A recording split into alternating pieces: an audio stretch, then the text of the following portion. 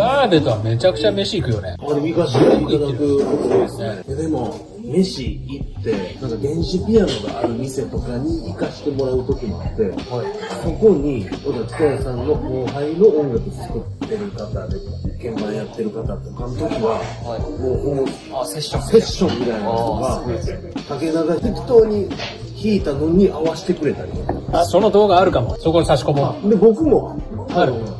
ブラジュン。はい、ブラジュンわかる。村山潤って、エレカシとか、今だとずっとマヨのバンマスやってんのかな、アレンジもやってて、ライブの。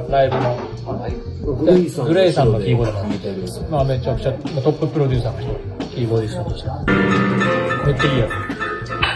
飲みっぷりもいいし。レシピだけじゃない、プラスアルファが、音楽家で美味しいレシピ。音楽飲み楽しいよね。ついてくる。いや、楽しいですよ。引き続き、チャンネル登録よろしくね。